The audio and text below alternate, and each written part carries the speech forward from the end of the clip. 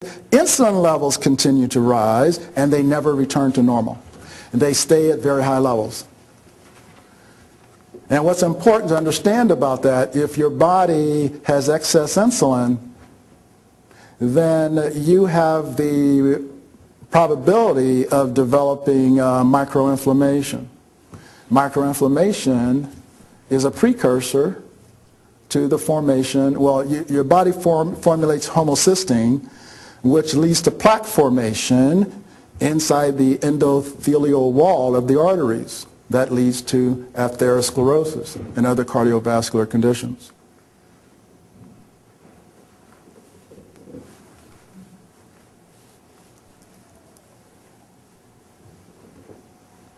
And what this just represents is the vicious cycle that the diabetic's body is going through. Every time a diabetic eats food, glucose levels go up, insulin levels goes up, blood glucose crashes, it goes back up. And it's a continual vicious cycle. And the body eventually is depleted.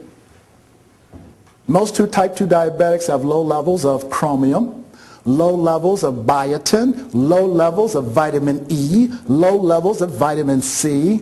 And so if you begin to think about it, diabetes is a disease of cellular starvation. The cells are dying because they're not obtaining the proper nutrients.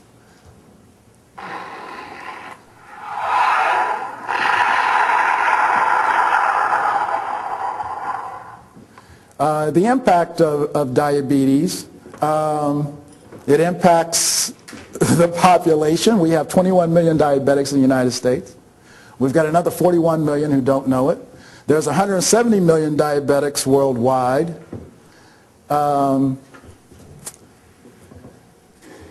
You have this disease has become the #1 chronic disease in America.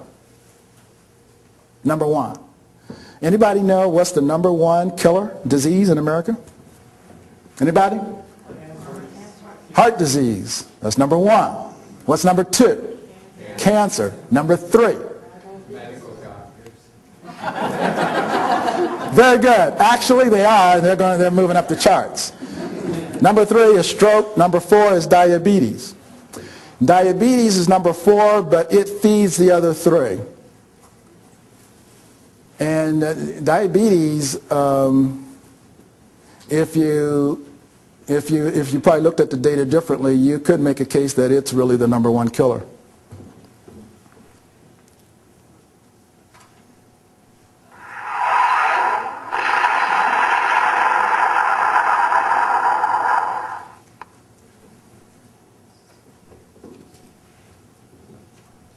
On a personal level, because most people, they really don't care that there's 21 million diabetics. When they first told me, at that time I think it was 17 million, I didn't care. I don't care about the other 17 million people.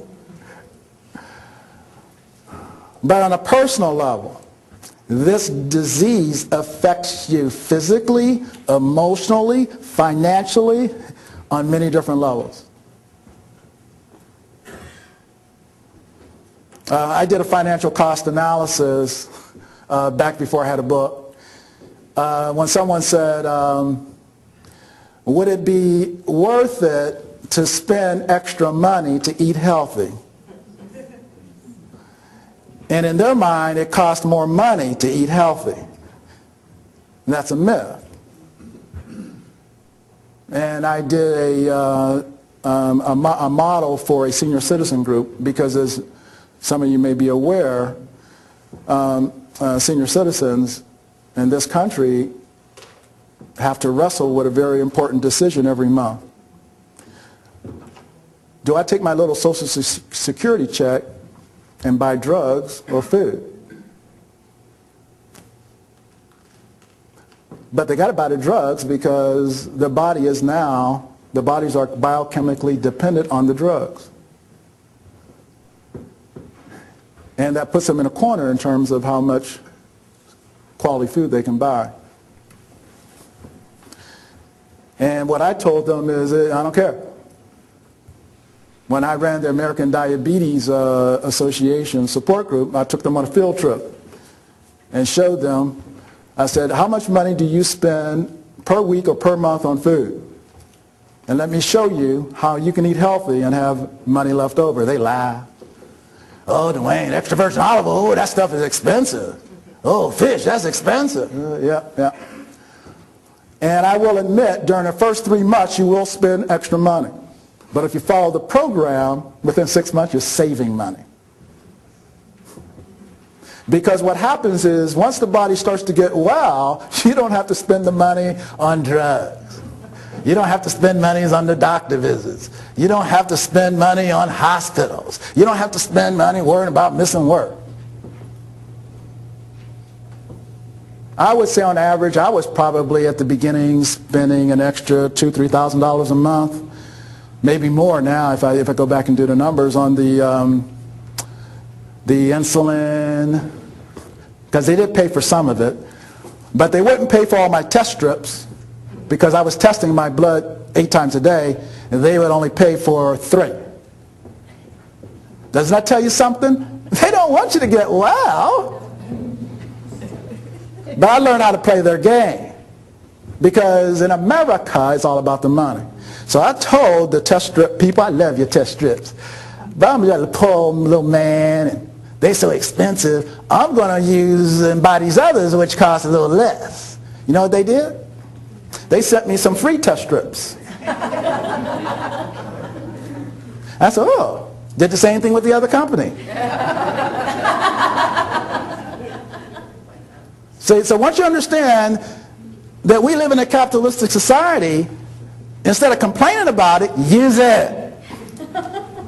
Of course, the only problem is I got too many test strips. I don't know what to do with them all. They're always calling me and telling me about their new glucose meter. Yeah.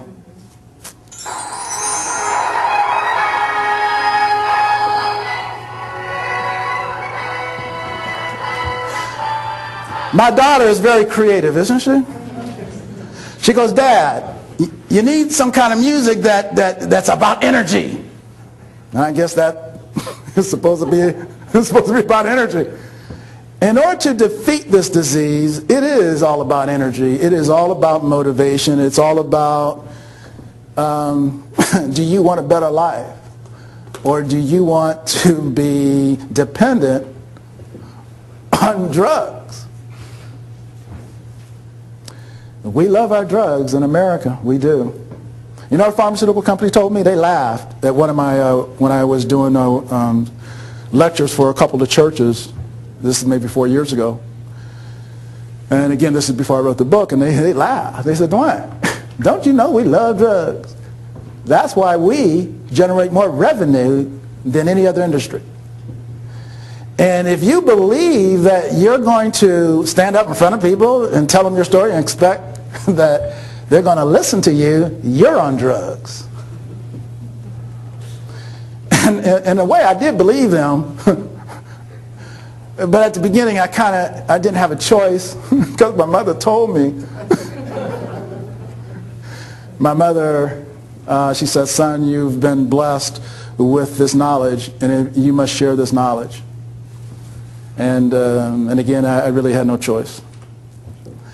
And the wellness factors with type 2 diabetes, and in fact, these wellness factors are associated with any disease. Nutrition, exercise, spiritual health, support systems, knowledge, education, planning, testing, analysis. All of these components are critical to wellness.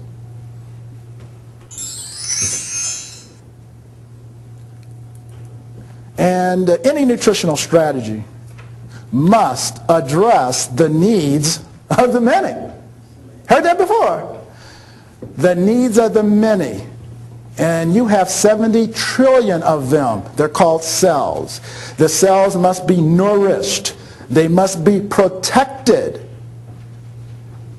They must be cleansed, detoxified. They must be in balance. If your nutritional program does not address